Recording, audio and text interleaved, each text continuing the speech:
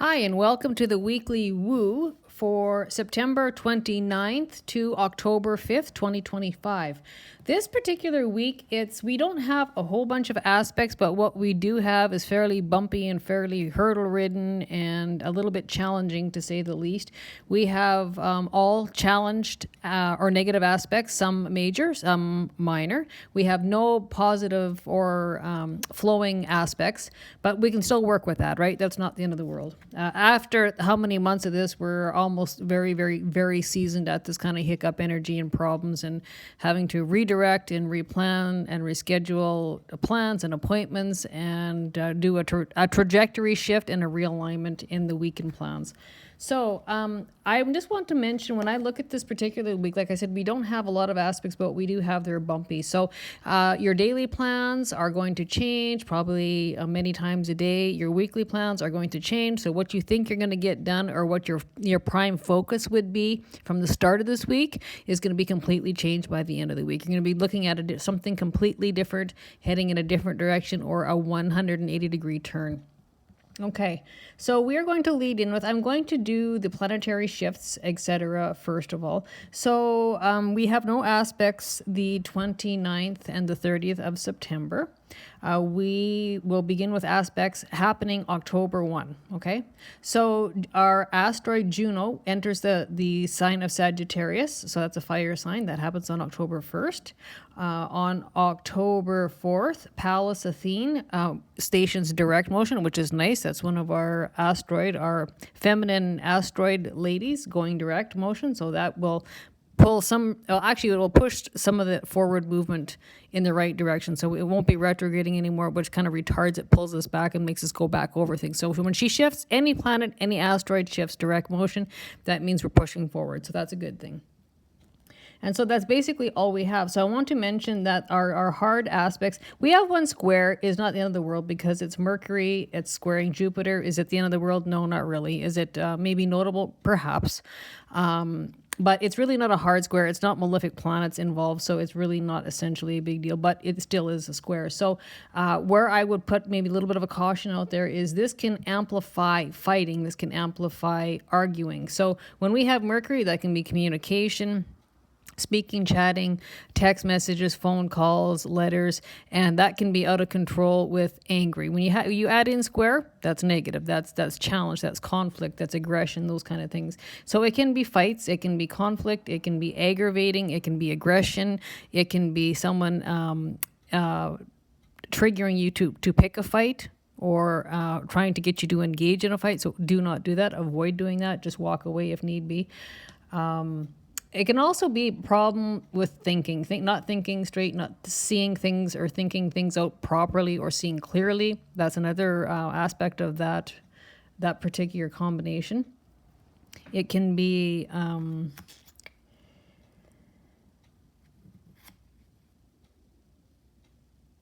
it can also be problems with travel.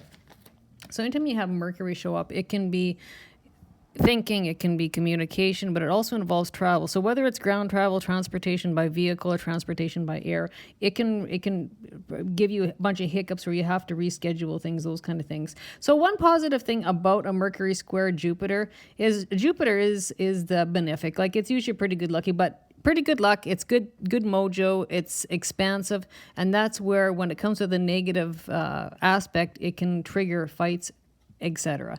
But this particular one, it can also trigger outside thinking outside the box, so larger thinking, weird thinking. It's not something that you would want to act on, but it's great for, out of the blue or off the wall thinking for projects or ideas, or those real out there things can come off that square too. So it's something you wouldn't act on, you wouldn't do, but you would make note of. You'd write it down because maybe later on it might be a good idea. So that's something else that can trigger this kind of weird, strange ideas and thoughts. Nothing you'd act on. The other thing is, it can be the writer's block, right? It can stop you from thinking, or, like I said, thinking clearly. It can create a problem there too, is just not seeing or navigating thinking properly, I guess, is another combination that can come out of that. And then when we move, that will happen October 1st, by the way. And then we have two oppositions. So oppositions are a little more negative energy or a little more negative impact than a square, but they're both considered major negative aspects. So that we're going to have two oppositions, and one's going to be October 3rd, where it's going to be Mercury opposition Chiron. And then on October 4th, it's going to be Venus opposition North Node. Okay. So really, I mean, they're not malefic planets, but it's still going to give us some problems. So every time you have an opposition, that's a stronger negative force in a square. And now, so that's straight across the wheel, which is 180 degrees, right? Within a 360 degree circle. So that means you're being pulled in two complete different directions. You should be here, but you should be over there. It can be a tug of war energy where you're fighting with somebody about opposing ideas or opposing opinions, opposing views. A good example of that would be the topic of politics. That's a very, very good example. You know, you have two people pulling from two different sides. It's the tug of war, it's the fight, it's the conflict. However, what can usually comes from these negative aspects is growth. It breaks stagnation, it breaks crystallization, it forces us to have to deal with something, make things better, or make a choice, make a change, and therefore we grow. Because realistically, if everything was smooth, we would probably all be like a bump on a log and we'd all sit and do nothing because we really wouldn't have to. So it creates challenge. Challenge creates growth. And growth in life creates expansion of horizons and evolution in life for all of us. And of course, that will be in different areas. Okay, so that I just wanted to mention the planetary shifts and the major negative challenged aspects, and that is the square with two oppositions. So again, the whole week is going to be full of this. It's going to be one of those things. Don't get excited. Don't overreact. Do not over emotionally react, because that's going to take you no place good. So if you need to walk away, go cool off, I would suggest doing that. Do things that make you happy. Listen to good music. Go outside. Do some exercises. Maybe you're into the end of season of gardening, canning, projects that make you happy, journaling, anything that is good mojo. Go for a walk, connect with nature and decompress and get rid of the bad energies or any negative energy that you might be carrying around because of something you're engaged with. Or often what we can do, what can happen, I should say, is you can be around someone else's negative energy and you can pick that up, and that will wear on the body or wear within the energy field. So if you feel that you didn't really have that good of, you actually had a good day, nothing bad happened to you, but you still feel kind of negative inside, often that's what we will call the energy absorbers, the little people who walk around and absorb other people's energy, like they're little energy sponges. So be mindful of that. Okay, so this particular week, when I'm looking at this calendar, again, like we don't have a lot of aspects, but we are going to be under heavy fire of communication. So lots of talk, lots of communication incoming, lots of communication outgoing. That can be text messages, that can be letters, that can be emails, that can be somebody stopping by your house in person, for a visit, those kind of things.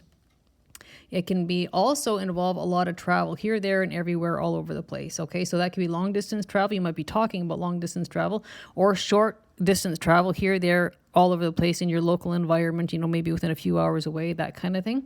So that is very highlighted. And there's going to have to be a lot of problem solving, thinking, and a lot of thinking about rescheduling and juggling around plans and those kind of things. We have a very busy, very active Mercury. And if it comes to travel and it comes to scheduling, that can be a little bit of a problem in those areas. So rescheduling, realigning, those kind of things to get them to work. And that those hiccups where it's kind of bumpy and we have to shift things around. We might not be able to do it today anymore, but 2 days from now we can continue. We can do it then because something just doesn't work. Or if travel, that can be a flat tire, it can be a dead battery, those kind of things. And also, I will mention too our overshadowing energies. So our overshadowing energies right now we are in the post-shadow eclipse season. So that is, we still have the eclipse season post-shadow period upon us, which means that the full bridge season, the full-blown eclipse season has gone by. It's come to a completion, but we're still having the after effects. So every day that it goes by, every day, that energy will fade. And so I like to allow about 60 days, so about 2 months after. So our last eclipse was on September 21st. So about 2 months after that, eventually it fades out to nothing. So, but we are still in that time zone. So remember, eclipse season comes along to make those non-negotiable changes in life that we have absolutely nothing to say about. The only thing we can do is respond accordingly and as the best we can. So they can be small, medium, large changes in life. And those are those big major trajectory changes that come into our life to realign us on our destined path in life, if that makes sense. And so eclipse season, they eclipse things, people, places, stuff in or out of life. And normally these non-negotiable changes tend to be permanent. So we ended with a solar eclipse in Virgo at 29 degrees. That was September 21st. And so when we end with a solar eclipse, that means we will be eclipsing in new things into life. Out with the old first of all, and then in with the new. So that's generally how that works. We have 4 retrograde planets. We have Pluto retrograde, Neptune retrograde, Uranus retrograde, and Saturn retrograde.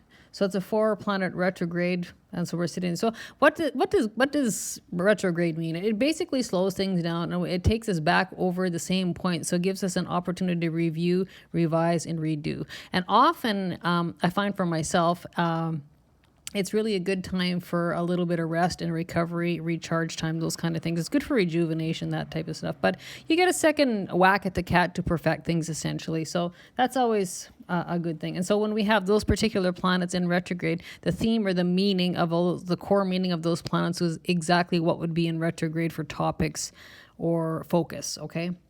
We won't go over those, but I'm just going to tell you that. And so what's the purpose of wanting to even know about overshadowing aspects, like the larger overshadowing, is because it would be like on an everyday status. Like, let's just, for example, let's use like the weather. You know what, you have your plans every day, you're doing this, you're doing that. At certain times you have to be at work, certain travel times have to be at work, come home, make supper. But all of a sudden, like a cloud rolls in or a thunderstorm rolls in, and you have like a 2 or 3 day rain. Well, you can still continue on with your plans, but you have to make some minor adjustments. Like you might have to wear rubber boots. You might have to take a rain jacket. You know what? You might have to dress a little bit warmer because the rainy weather's cooler. So it's nothing that's drastic. It's just that overshadowing energy that would make a little bit of a difference, and you would be adjusting to it, but you probably wouldn't even really notice what you're doing, but it's out there. And so that's what the retrograde planets, that's also what the post-shadow eclipse season energy is all about, okay?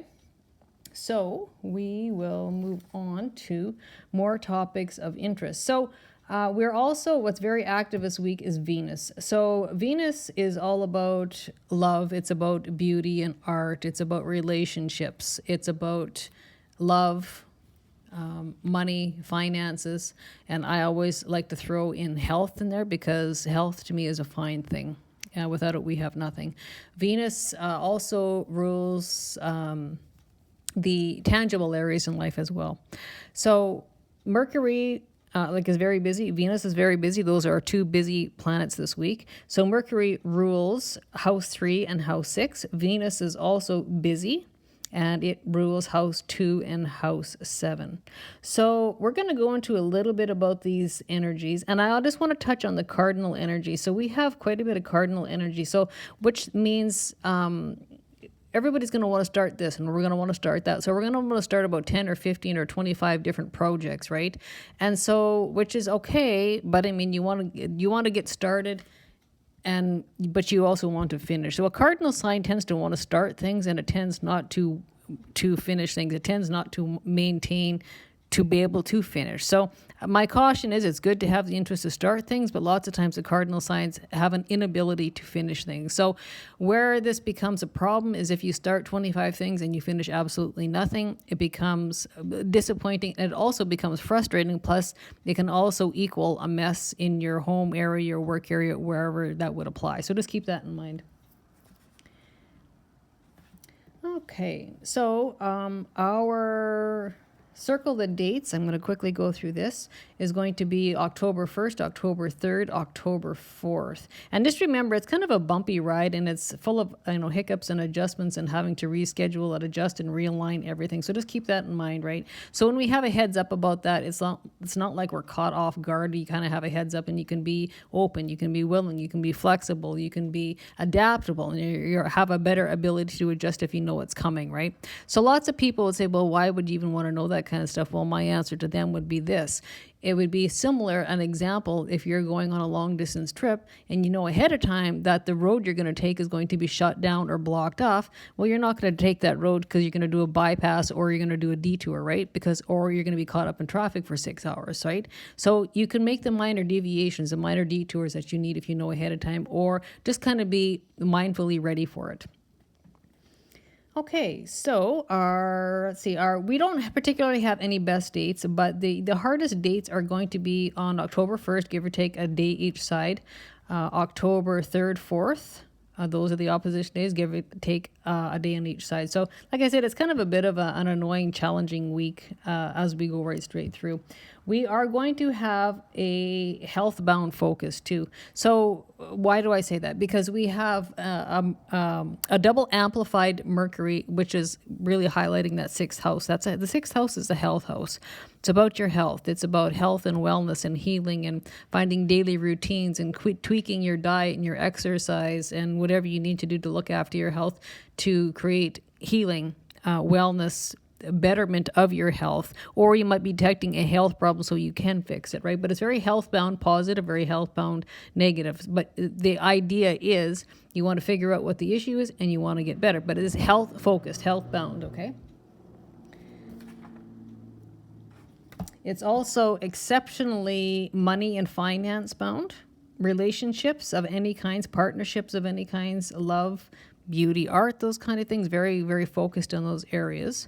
And something else is going to be our values. So our core values are going to need a readjustment and a realignment, or you might be looking at them a little bit closer. So our personal values, and they're probably going to have to be realigned or be restructured, and our value structures. And that's something else. And that's an inside job, right? That's different for all of us. That's not external. So when these oppositions come up too, that can also trigger these problems. So even though it's a high conflict week, it doesn't necessarily mean you're going to be fighting with somebody on the external world. It can be that inner conflict. And where a lot of inner conflict can come from is when you start reevaluating your personal values, your personal value systems, and your personal value structures. It's like, you know what? Say, for example, you're not happy with maybe the way somebody treats you anymore. Now, that can be, I'm just using this as an example. It doesn't apply to anybody. But, for example, you're not real happy with the way maybe a certain friend or a certain friendship group is treating you. And you just one day sit down and think, you know what, I'm not happy with this and this is not acceptable anymore. It's inexcusable behavior. And you know what? You just decide, I don't need that anymore. And all of a sudden you elevate your values. I deserve better than this and I don't need to put up with this. I don't need to tolerate this. This is unacceptable behavior upon somebody else. So just an example. So that's what I mean about restructuring your value systems. All right. Okay, so we are going to move into, I'm going to talk a little bit more about the house areas. And so because we have such an active Mercury and we have an active Venus, that's going to cover houses 3 and 6, amplified number 6, houses 2 and 7, amplified number 7, because like I said, we have an active Virgo energy, we have an active Libra energy, we have a very active Mercury and a very active Venus, and those are the areas that they just happen to cover. So we will get into 3 and 6. Okay, so house areas that are going to be covered, the topics are going to be hovering around people close to you. So you might want to be talking to people who you actually naturally have a close relationship to. Friends can be neighbors, people in your community, relatives. So I'm not talking mom and dad, I'm not talking your kids. So it could be aunts, could be uncles, could be cousins. And this is the sibling house, right? So also to do with siblings, older, younger, whatever that means to you, maybe if you have siblings. Communication, it's going to be a high communication. So this is actually going to very much amplify the whole communication as a whole this week. So it's a really ramped up and really, really charged week of communication. So just keep that in mind. This also covers communication devices. So it could be computers, it could be laptops, it could be phones, iPods, iPads, etc. Interpersonal, personal device systems. This can include social media and internet. Okay. It's also about your transportation and mobility. Now, when I say those, that can take in not only vehicles, but it can also take in like scooters, mopeds. It can be wheelchairs, those kind of things, or say the little moped, little things, or that's another thing. The mopeds or little personal devices for senior citizens who have an inability to get around physically, right? Those areas. Anything to do with mobility and transportation. So any type of modes, like physical modes of transportation. This also includes writing and editing. So what it could be writing, could be editing, could be journaling. Often this will link up with a ninth house, which could actually include writing, editing, and publishing. This is also about the short trip thing. So you're going to be here, there, all over the place, meaning you're going to be running uptown for this, and you're going to be running to the neighboring town. You're going to be maybe running the next door town over to visit relatives or your siblings or cousins, etc., right? This can also include phone calls to aunts and uncles or, relatives at a distance. And something else I want to talk about, social media and internet. So, I did mention that just a few moments ago, but that can be anything to do with you listening, creating. You could be a content creator. You might be launching projects or internet or social media projects online. Like it could be video, could be audio. Like, what I'm doing right now, this is considered a social media audio content, right? So that kind of thing. This is also an air house. So this can also, even though it's the third house and it's usually local environment, I still will include this as an air house, as an air travel. So you might not necessarily be traveling by air this week, but you might be talking about it. You might be trying to book these kind of things. Or maybe booking online flights or those types of things. Oh, something else I do want to mention, because we have the square. I'm just thinking about this now as I'm talking. There again. So in say mail service, I believe right now, it's on strike. So when we have like a Mercury square Jupiter, that can be problems with, say, for example, the postal system, right? The postal system is considered a method or a measure of communication because the letters come and go out of there, right? Packages, parcels. And we have a problem. The square is a problem. And it's getting out of control because we had the postal problem last fall. So that's a good example. So that's something else we could be looking at. So remember, postage, letters, those kind of things is always considered a form of communication, which it is, okay? Now, the one thing I will put a warning out here about is gossip. So when we have an active third house and a high amount of challenged Mercury aspects this week, I will warn, do take caution in what you're saying, what you're spreading. Better yet, don't gossip at all, because gossip can create a lot of problems and a lot of troubles for a lot of people, especially if it's not true. So no fact from fiction. And bite your tongue, and also do not engage in affairs that don't involve you. If it's, you don't need drama, you don't need gossip, you don't need stories, especially if it's not true. But first of all, if you wouldn't want it done to you, don't do it to somebody else, and no fact from fiction, okay? So just, again, a gossip warning, I would just highly put it out there. Please think before you act, and please think before you speak. It can be very damaging to people. All right, so we are going to move to the sixth house. So again, the active Mercury, the active Virgo. And so the sixth house is about the karma house. So the karma houses are 6 and 12. So there's going to be karmic ties, karmic cycles, or karmic situations or circumstances that might have to be worked out. It's like maybe, and this can go to past lives too, if you believe that. If you don't believe in that, that's cool too. Where you have to, maybe things from the past that this didn't totally iron out or didn't unkink or didn't get resolved. You might be looking at these kind of things when it comes to the sixth house. Now that can be weeks back, can be months back, can be years back. It can even be decades back, where something needs cleaning up. That's a karmic cycle.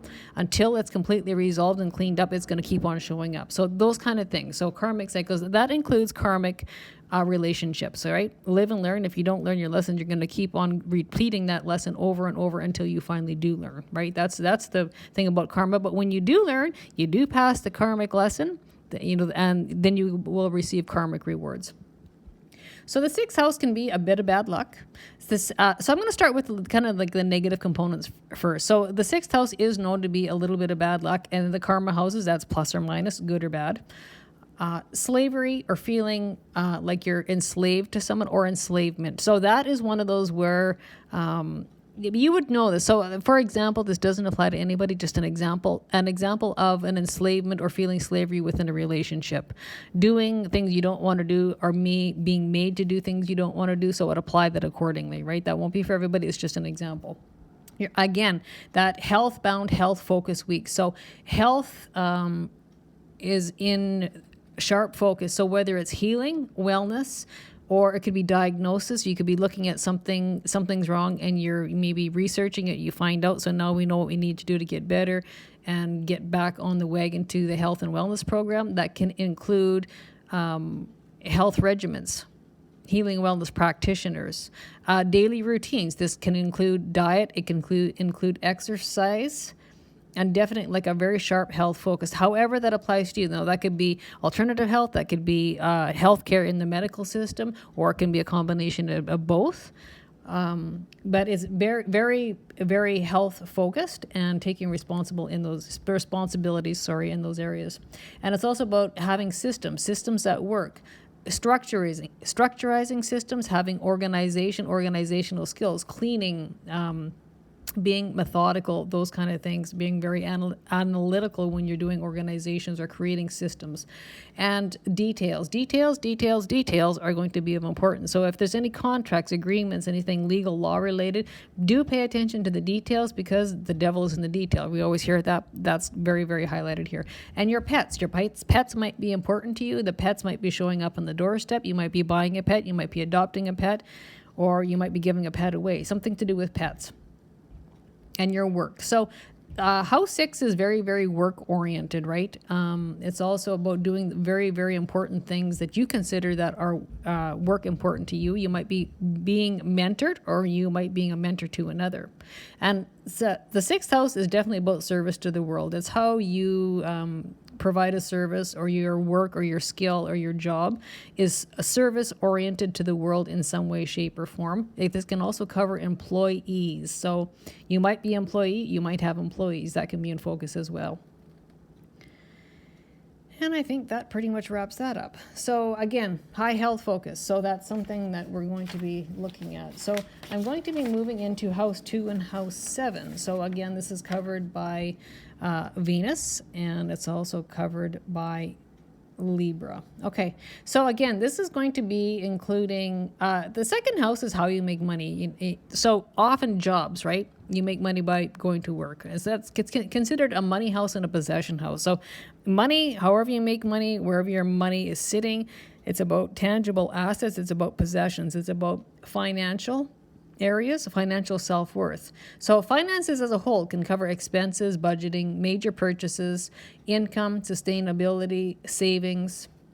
This can also cover the environment area and earth area. So that can also be a point of focus, right? Building, security. And this is where our values and our value systems come in, our inner values or our inner value structures. This covers assets, valuables of any kind. So that can be valuable possessions, whatever you consider valuable. And it's how we make money. So that can be, maybe you're looking at a new job, or maybe you're looking at a new project or a new endeavor that would make you money. So when you talk about the 6th house, it's always how you make money and how you earn money.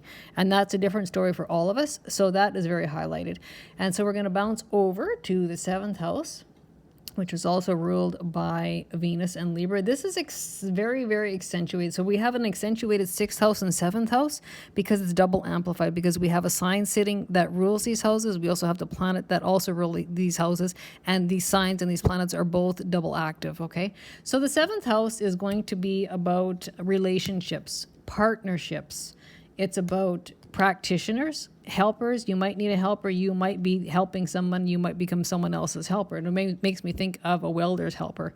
Aesthetics, design, so art, beauty, design, agreements, contracts. Again, this is where the details you're going to have to be very careful with, or look over things, or make sure you're not missing something.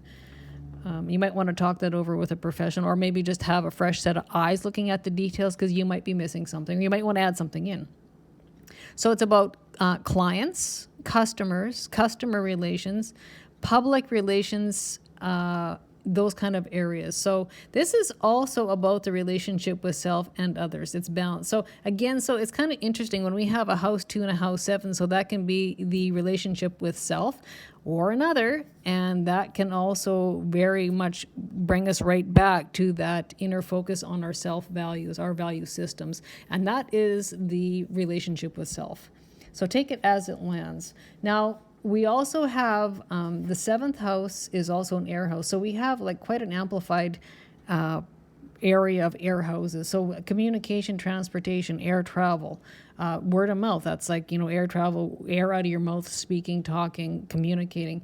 Again, that can include ground travel, but for the most part, because it's considered air house, that really, really hovers around air travel. Okay. So that can be another focus. What else do we have here?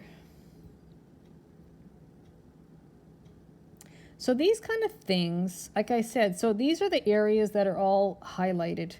And so it's going to be a little bit of a bumpy ride. Is it the end of the world? No. Are we seasoned for it? Yeah, it's nothing new. No, not really.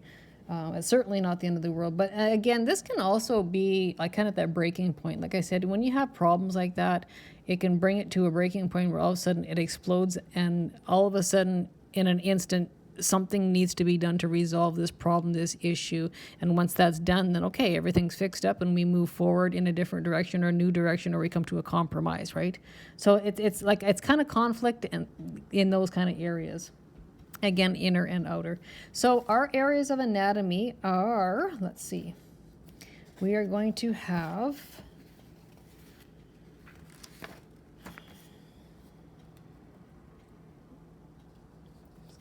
paper. Okay. So the areas of anatomy for health and anatomy, it's going to be the nervous system, the brain, that can be the brain anywhere within the head, the sight, eyes, mouth, tongue, respiratory system, that includes lungs and trachea, hands, arms, thyroid, that also includes elbows, etc., the whole arm, and thymus gland. So this can include mental health, the mind, the thinking, and anything around the head, in the head, especially the brain. So that can be like brain tumors, that can be any sort of mental illness or brain imbalance, chemical imbalance in the brain, anything to do with the brain, inside out, chemical growths, any of those kind of things, okay? And then we are going to be looking at the throat, the chin, the cheeks, the sense of taste, kidneys, ovary, internal reproductive organs. That includes the endocrine system. So that can include hormones, male and female hormones. So that can be testosterone, that can be estrogen, that can be any sort of hormone related to men and women. Blood circulation, skin, okay, or sensory organs of the skin, but in particular it's going to have to do with the skin. So you might be looking at something to do with the skin quality, help for your skin, maybe a problem on your skin, or just enhancing your skin or taking better care of your skin, or you might be doing art and beauty on your skin, those kind of things. This also will include the lower back and the adrenal glands. And so speaking of the adrenal glands, it is a little bit of a stressful week, so that's something you want to just take in stride, right? Calm down and get rid of excess negative energy if possible. Lower back. So again, practitioners might be handy there. And when we talk about the Virgo energies and anatomy, that will include gut health. So intestines, liver, pancreas, gallbladder, lower plexus, upper bowel. This also includes bacteria. So when we talk about bacteria, that can be both good and bad. So bad bacteria would be considered infections. Good bacteria would be considered probiotics. That's a good example. It's also about detoxifying, purifying the body, the system. Take it as it lands, apply it accordingly. This also includes small fungus, okay? So not only small bacteria, but small fungus, good or bad. So small fungus, bad would be like an overgrowth of yeast or candida.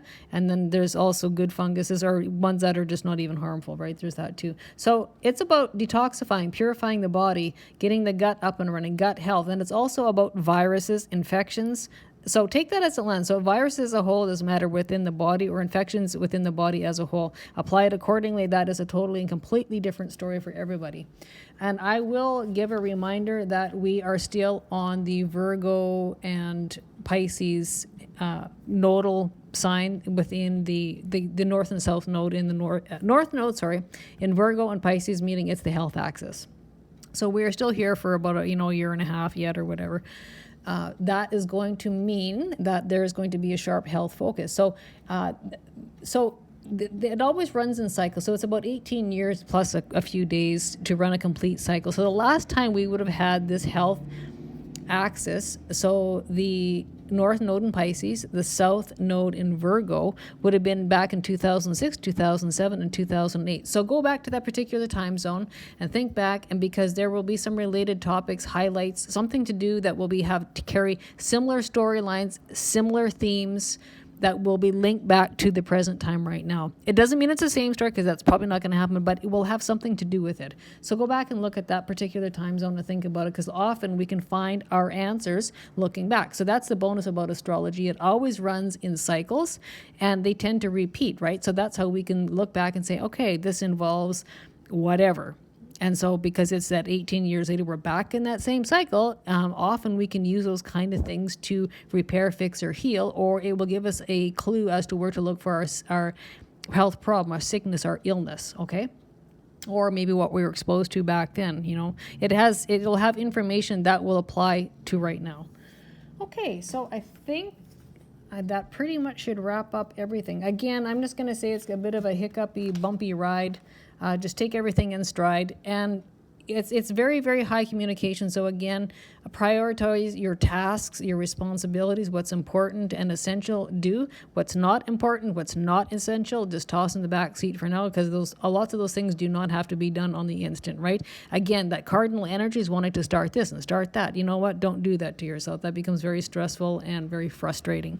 It can be a bit of a tiring week, so if you're tired, take a rest. If you're tired, allow yourself to have a sleep. Nobody runs good on coasting on fumes or on that low tank of energy gas.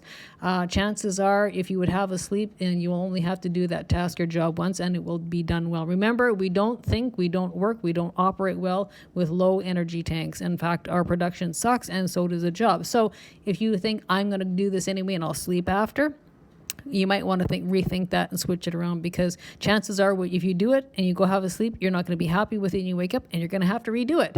So offer yourself that time for rest and rejuvenation and recharging, and you'll feel better, you'll operate better, and your work quality and your thinking quality will be much better as a whole as well.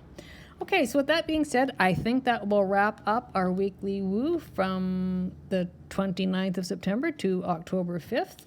And so until we talk again, stay happy, stay healthy, take care of yourself, and take care of each other. Bye for now.